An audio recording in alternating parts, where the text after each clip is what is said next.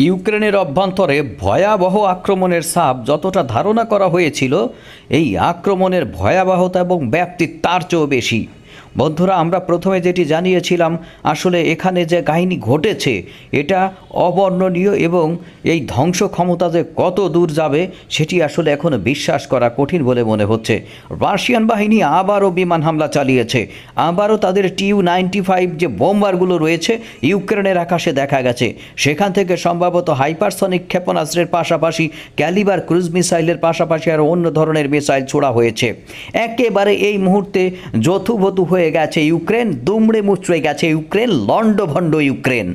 বন্ধুরা, সামগ্রিক বিষয়গুলোর মধ্যে আরও কয়েকটি বিষয় আপনাদের দৃষ্টি আকর্ষণ করছি, আশা করি শেষ পর্যন্ত আমাদের সাথে থাকবেন। অত্যন্ত গুরুত্বপূর্ণ কয়েকটি ফ্যাক্ট, নতুন নতুন তথ্য, যুদ্ধের আপডেট নিয়ে আপনাদের সাথে আজকে চলে আসলাম। আবার শেষ পর্যন্ত সাথে থেকে আমাদের সঙ্গ দেবেন। দেশ এবং দেশের বাইরে থেকে যারা প্রতিনিয়ত আমাদের দেখেন, অবশ্যই এই ধরনের ভিডিও নিয়মিত পেতে চাইলে আমাদের চ্যানেলটি সাবস্ক্রাইব করে পাশে থাকা বেল আইকনটি চেপে দেবেন।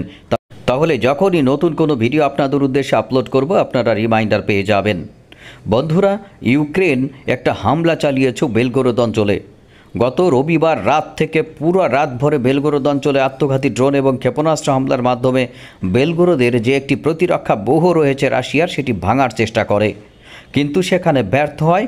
কিন্তু সাধারণ মানুষ মারা যায় কয়েকজন। আর এরপর সেটির প্রতিশোধমূলক হামলা হিসেবে পুরো ইউক্রেনের অর্ধেক জুড়ে তাণ্ডব চালায় রাশিয়ার বিমান বাহিনী, তাদের পদাতিক বাহিনী এবং অন্যান্য যে সকল আত্মঘাতী ড্রোন ভিত্তিক বাহিনী এবং ক্ষেপণাস্ত্র মেরুভিত্তিক বাহিনীগুলো রয়েছে, সকলে হামলে পড়ে হিংস্র হায়ানার মতো সম্পূর্ণ ইউক্রেনকে ছিঁড়ে ফুঁড়ে খাওয়ার জন্য। তারপরেই তারা সকালবেলা এবং সকালের পরবর্তী সময়ে 2 দফায় হামলা শুরু করে এবং এই হামলার কোনো জবাব ইউক্রেনের কাছে ছিল না। প্রথম দিকে যে তথ্য জানা গেছিল তা হলো তারা যে ক্ষেপণাস্ত্র ছুড়েছিল, অর্থাৎ রাশিয়া ইউক্রেনের উপরে যে মারণ বিধ্বংসী হামলা, প্রতিশোধমূলক হামলা ছুড়েছিল, সেখানে প্রায় 200-এর উপরে মোট কামিকাজি ড্রোন এবং ক্ষেপণাস্ত্র ছোড়া হয়েছিল। সর্বশেষ যেটি জানা যায়, 100-এর উপরে ছোড়া হয়েছে প্রায় 109টির মতো আত্মঘাতী ড্রোন এবং 127টির মতো ক্ষেপণাস্ত্র, বিভিন্ন ধরনের ক্ষেপণাস্ত্র। ইউক্রেনের তরফ থেকে প্রথম পর্যায়ে দাবি করা হয়েছিল অধিকাংশ ড্রোন এবং ক্ষেপণাস্ত্রকে তারা ভূপাতিত করেছে মাঝ আকাশে, কিন্তু পরবর্তীতে যেটি জানা যায় মাত্র 30টির মতো আত্মঘাতী ড্রোন এবং ক্ষেপণাস্ত্র তারা এখানে ইন্টারসেপ্ট করতে সক্ষম হয়েছে। কিন্তু বাকিগুলো একেবারে সুনির্দিষ্ট লক্ষ্যবস্তু, বিশেষ করে ইলেকট্রিসিটি এবং তাদের পানি ব্যবস্থাপনা একেবারে ধসিয়ে দিয়েছে। বন্ধুরা, এই মুহূর্তে রুশ বাহিনীর সবচেয়ে অগ্রগতিময় সংবাদ হলো তারা দোনেস্কের পোক্রোভসের আরও কাছে চলে গেছে। এখানে আরও কয়েকটি গ্রাম তারা ইতিমধ্যে দখলে নিয়েছে। আমেরিকার তরফ থেকে এটি স্বীকার করা হয়েছে, তবে আমেরিকার তরফ থেকে বলা হয়েছে কত দূর এরিয়া বা এস্টিমেটেড এরিয়া কত যারা পোক্রোভসে দখল করেছে, এই লজিস্টিক হাবটি দখল করার ক্ষেত্রে আর কত সময় লাগতে পারে এ ব্যাপারে তারা কোনো মন্তব্য করেনি। সেক্ষেত্রে আমেরিকার তরফ থেকে বলা হয়েছে যে রাশিয়ান বাহিনীর অগ্রগতির ব্যাপারে আমরা কোনো মন্তব্য করব না। এবং তাদের পক্ষ থেকে আরেকটা বিষয় দাবি করা হয়েছে, কার্স্ক অঞ্চলে হামলার ব্যাপারে আবারও তারা নিশ্চিত করেছে এ ব্যাপারে তারা কিছু জানে না এবং ইউক্রেনের আসলে উদ্দেশ্য কি কার্স্ক অঞ্চল দিয়ে সে ব্যাপারে তারা বোঝার চেষ্টা করছে। সম্ভবত এটি বোঝার পর ইউক্রেন যেহেতু বারবার তাদের ক্ষেপণাস্ত্র রাশিয়ার মূল ভূখণ্ডে অভ্যন্তরে আঘাত হানার জন্য অনুমতি চাচ্ছে, এক্ষেত্রে আমেরিকা এবং ইউরোপীয় ইউনিয়নের একটি অনুমতির প্রয়োজন রয়েছে। সম্ভবত তারা নিয়ে সেটি অ্যাসেসমেন্ট করছে এবং অ্যাসেসমেন্টের পর তারা হয়তো ভেবে দেখবে যে তাদের ক্ষেপণাস্ত্রগুলো বা দূরপাল্লার ক্ষেপণাস্ত্র তারা দিবে কিনা ইউক্রেনকে, এবং ইউক্রেনের এই দূরপাল্লার ক্ষেপণাস্ত্রগুলো যেগুলো তারা দিবে সেগুলো রাশিয়ার মূল ভূখণ্ডে আঘাত করার অনুমতি তারা দেবে কিনা। বন্ধুরা, সামগ্রিক বিষয়গুলো বোঝার পর যদি সত্যি সত্যি এমন কাহিনী ঘটে, তাহলে এক্ষেত্রে মিস্টার ভ্লাদিমির পুতিন এবং রাশিয়ার জবাব কী হবে সেটি হয়তো পরবর্তীতে আপনাদের জানানোর চেষ্টা করব। তবে আরও দারুণ একটি সংবাদ আপনাদের জন্য অপেক্ষা করছে, যেটি হয়তো আপনারা শোনার জন্য এখনও পর্যন্ত প্রস্তুত ছিলেন না। বলবো বন্ধুরা, তার আগে একটু বলে নিই, যদি এই ধরনের সিদ্ধান্ত আমেরিকা দিয়ে দেয় তাহলে রাশিয়ার সেক্ষেত্রে প্রতিরোধমূলক ব্যবস্থা কী হবে আপনাদের একটু ধারণা দেই। ইউক্রেনকে ব্যবহার করে তারা যদি রাশিয়ার মূল ভূখণ্ডের সার্বভৌমত্ব লঙ্ঘন করে, তাহলে এখানে আমেরিকার মূল ভূখণ্ড বা সার্বভৌমত্বের লঙ্ঘনের ব্যাপারটি হয়তো দেখা যেতে পারে। চীন এবং আপনার রাশিয়া যৌথ টহলের মাধ্যমে কিন্তু তারা আলাস্কার আকাশসীমায় ঢুকে গিয়েছিল। এই আলাস্কায় উস্কানি দিতে পারে, অথবা তারা যে কাজটি করবে, রাশিয়া সরাসরি ইরানের হাতে হয়তো পরমাণু ভিত্তিক কোনো ব্যাপার তুলে দেবে যে তুই এটা আর দেরি করিস না, মধ্যপ্রাচ্যে তোর যা দরকার তাই নে, তোর ডিফেন্ডিভ বা তোর সহযোগিতার ক্ষেত্রে আমি আছি। এক্ষেত্রে দূরপাল্লার আইসিবিএম তারা ইরানের কাছে হস্তান্তর করতে পারে সরাসরি। সুতরাং যদি ইউক্রেনকে ব্যবহার করে রাশিয়ার মূল ভূখণ্ডের সার্বভৌমত্ব নষ্ট করার কোনো পরিকল্পনা বা চিন্তা করা হয়, সেটি হবে আমেরিকা এবং ইউরোপীয় বন্ধুদের জন্য এক আত্মহত্যার শামিল, এবং তারা মধ্যপ্রাচ্যে সর্ববৈ অবস্থান হারানোর পথে থাকবে এবং সামগ্রিক বাস্তবতার ভিত্তিতে ইসরায়েল নামক দেশটির সার্বভৌম নিরাপত্তার 12টা বাজাবে। অর্থাৎ মধ্যপ্রাচ্যের এই 12-13টার সাথে সম্পর্ক আছে বর্তমানে ইউরোপের এই যুদ্ধের।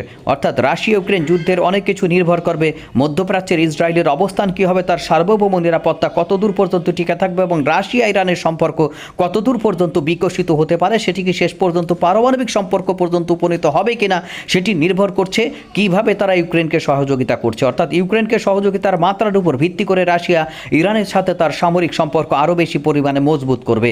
প্রতিনিয়ত ইরানের সাথে রাশিয়ার সামরিক সম্পর্ক এতটা মজবুত হচ্ছে, আস্তে আস্তে তারা সেটি আসলে উদ্বিগ্ন হয়ে পড়ছে পশ্চিমা বিশ্ব, এবং সবচেয়ে বেশি যে উদ্বিগ্ন হচ্ছে সে হচ্ছে ইসরায়েল।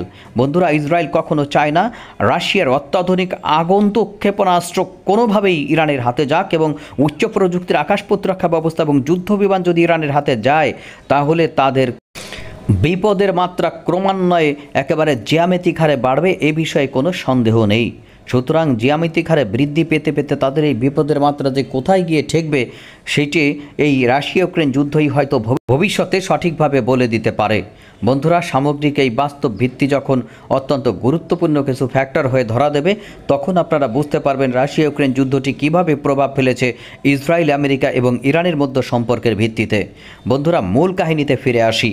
এক্ষেত্রে রাশিয়ার গুরুত্বপূর্ণ কয়েকটি বিজয়ের ব্যাপারে আপনাদের বলেছিলাম, আর একটা বলি, সেটি হচ্ছে কার্স্ক অঞ্চলে ইতিমধ্যে রাশিয়ান বাহিনী ঠেলা শুরু করেছে ইউক্রেনীয় বাহিনীকে। তারা দাবি করেছে ইউক্রেনীয় বাহিনী যে অঞ্চলগুলো দখল করেছে, আরও 2টি গ্রাম পুনর্দখল করেছে রাশিয়ান বাহিনী। বন্ধুরা, তাদের মূল হামলার পূর্বে যতদূর পর্যন্ত দখল করে নিতে পারে রাশিয়ান বাহিনী কিন্তু কার্স্ক অঞ্চলে এখনও তাদের মূল হামলাটি চালায়নি বলে তারা বলেছে।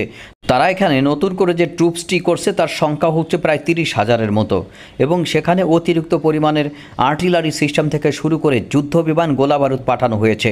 এখন তারা একটি সমন্বিত আক্রমণের জন্য প্রস্তুতি নিচ্ছে, এবং সমন্বিত আক্রমণের জন্য মিস্টার ভ্লাদিমির পুতিন তার যতগুলো কমান্ড রয়েছে তাদের কমান্ডারদের সাথে বৈঠক সম্পন্ন করেছেন। ইতিমধ্যে কালিনিনগ্রাদ থেকে এখানে হামলা পরিচালনা করার জন্য সৈন্য প্রেরণ করা হয়েছে। তবে যুদ্ধের কৌশলে তারা কোনো পরিবর্তন আনেনি। আপনাদের পূর্বেও বলেছি, বিভিন্ন ফ্রন্টলাইন থেকে সৈন্য সরানোর ক্ষেত্রে এই মুহূর্তে রাশিয়ার কোনো আগ্রহ নেই।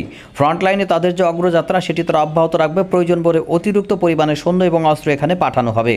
তবে সামগ্রিক যে ব্যাপারটি এখানে দেখা যাচ্ছে, সম্ভবত ইউক্রেনের এই কার্স্ক অঞ্চলে বেশি দিন আর আউ নাই, সর্বোচ্চ হয়তো 15 দিন, 1 মাস বা এর আগেও শেষ হয়ে যেতে পারে। এখন এই মুহূর্তে ইউক্রেন তো বুঝতে পারছে যে তারা বিশাল একটি মুভমেন্টের মুখোমুখি হতে যাচ্ছে। ইউক্রেনের মাত্র 12,000 সৈন্য নাকি এখানে প্রেরণ করেছিল, রাশিয়ার বক্তব্য মতে 6,000-কে ধ্বংস করে দিয়েছে বা অ্যাবলিশ করে দিয়েছে। বাকি সৈন্য দিয়ে কি 30,000-এর সাথে লড়া যাবে? বন্ধুরা, একটা দেশের ভিতরে বা টেরিটরিতে যদি আপনি লড়তে যান বা অফেন্সিভ আক্রমণ করতে যান, বা আপনি যদি আক্রমণাত্মক ভূমিকায় থাকেন, সেক্ষেত্রে যে ব্যাপারটি গুরুত্বপূর্ণ হয়ে দেখা দেবে তা হচ্ছে অবশ্যই আপনাকে প্রতিপক্ষ যে সৈন্যবাহিনী আনবে তার চেয়ে 3 গুণ সৈন্যবাহিনী নিয়ে আপনাকে আঘাত করতে হবে। এখানে 3 গুণ তো নাই, প্রশ্নই ওঠে না। তাহলে রাশিয়া যদি 30,000 আনে, আপনাকে এখান থেকে মিনিমাম 90,000 দিয়ে আঘাত করতে হবে। তাহলে কোথায় তাল গাছ আর কোথায় বেল গাছ, সেই অনুমান দিয়ে বা তুলনা দিয়ে আপনি এখানে সামগ্রিক যুদ্ধ অবস্থার বিচার করতে পারবেন না। সুতরাং আরেকটি পরাজয় কি এখন চোখ রাঙাচ্ছে ইউক্রেনের দিকে? এ ব্যাপারে আপনাদের কি কোনো মন্তব্য আছে? বন্ধুরা, এমনই যদি হয়ে থাকে তাহলে আপনাদের বক্তব্যগুলো জানাতে পারেন আমাদেরকে। আজকের মতো এখানেই বিদায় নিচ্ছি। ভালো থাকবেন, সুস্থ থাকবেন। ধন্যবাদ সকলকে ভিডিওটি শেষ পর্যন্ত দেখার জন্য।